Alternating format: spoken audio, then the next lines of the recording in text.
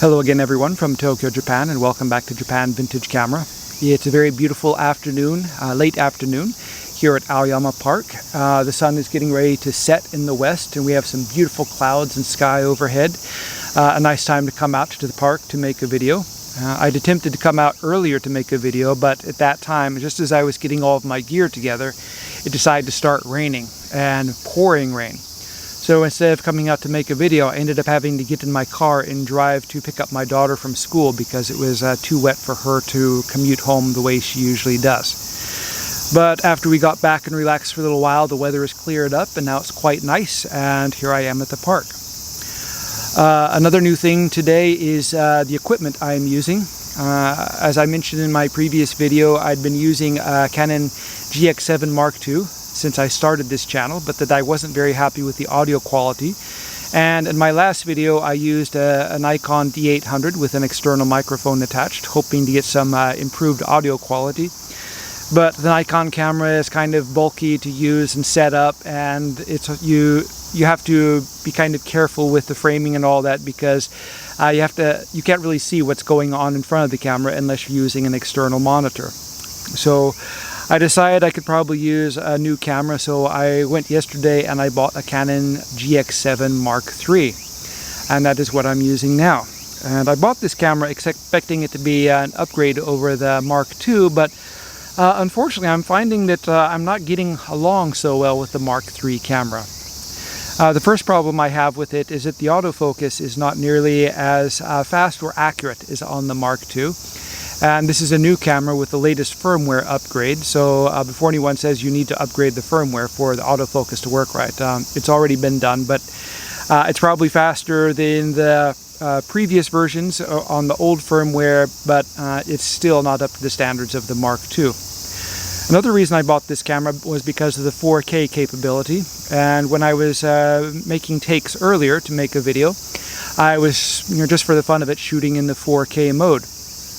When I make a video, it usually takes a few takes before I get the one that I really like. And on my third take, the camera overheated and wouldn't operate.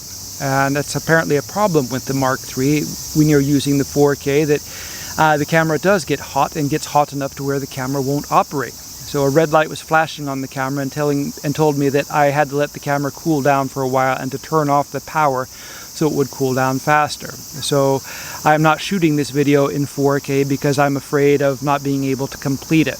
And that's kind of silly, as today is not a particularly hot day. It's kind of a little bit annoying, I guess. And the final issue I have with this camera is the battery issue. Now, I own a GX7 Mark II and my wife has one as well. And for these cameras I bought a lot of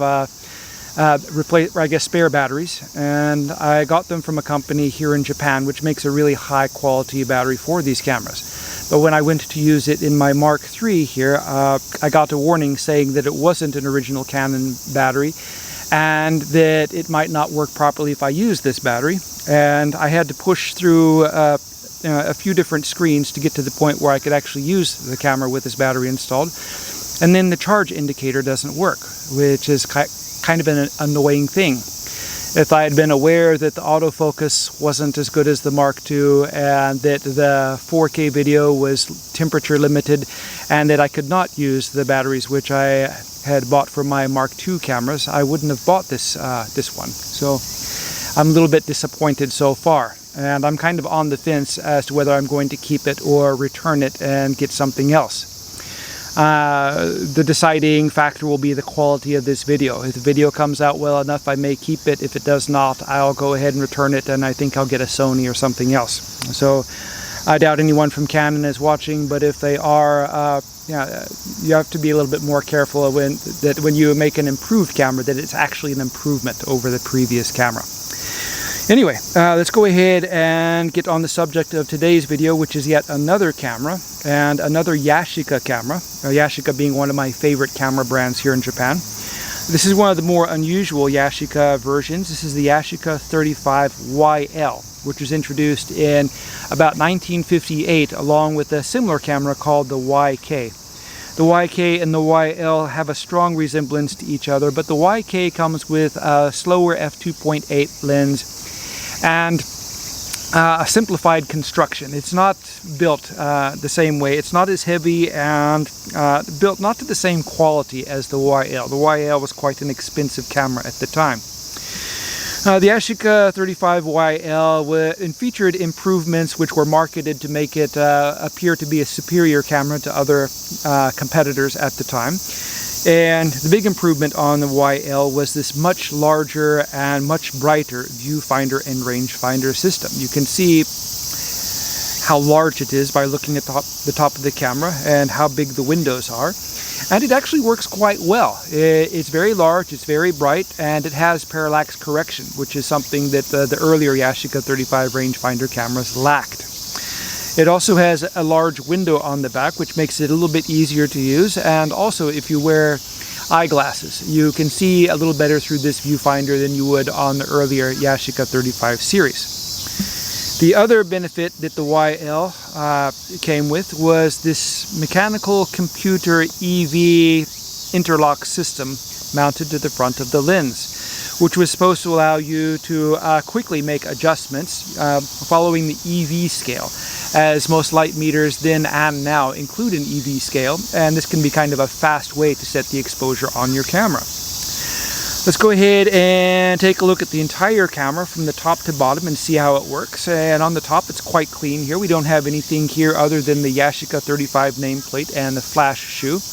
You'll notice that there is no rewind lever or knob on the top or on the side. And this is because it would take up space which would limit the size of the viewfinder and rangefinder. So it was moved out of the way to make this as big as possible.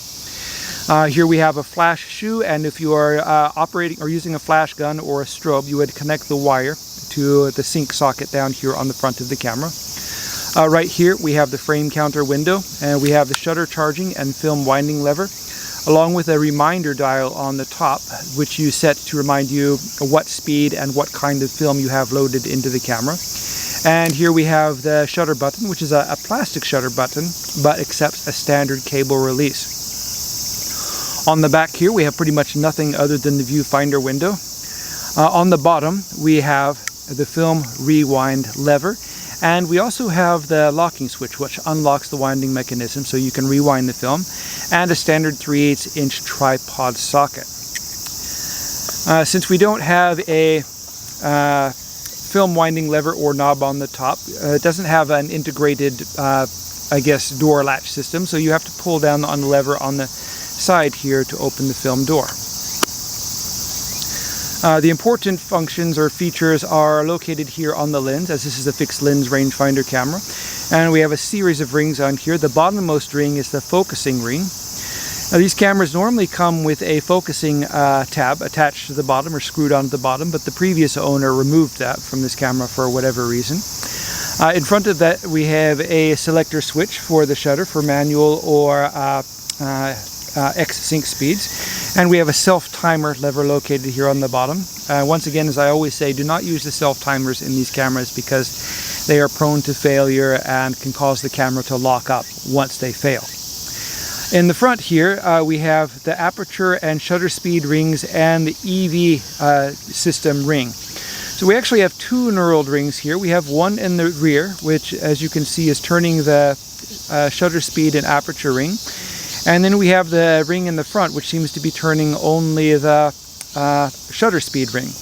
And this is not working quite properly. And unfortunately, it's very hard to find these cameras with the EV rings which do work properly. This is kind of a complicated and silly system, which was seen as an improvement at the time, but there's an old saying that goes, if it ain't broke, don't fix it. A lot of the features that come on cameras then, as now, are not necessarily useful, and they're sometimes more trouble than they're worth, which was certainly the case with the EV aperture and shutter selection system on the Yashica 35YL. I much prefer a simple system with just the shutter speed and aperture ring. If you have one of these cameras where the system is working, that's quite wonderful. I envy you. I don't come across many of these where the EV system or EV computer, whatever you want to call it, works well. This one does not work well, and I suppose I'll go ahead and take it apart and try to see if I can make it work a little bit better. This camera had a faulty slow speed mechanism, so I removed I guess this entire mess on the front, and I was able to repair the slow speed escapement. And though taking it apart was quite easy, putting it back together was not so easy. And I'm not looking forward to taking this thing apart and trying to fix the EV coupling. As I said, if you have one of these cameras where it works, I envy you. If you don't have one, you can still make the camera work. It just takes a little bit more time and effort to make it work.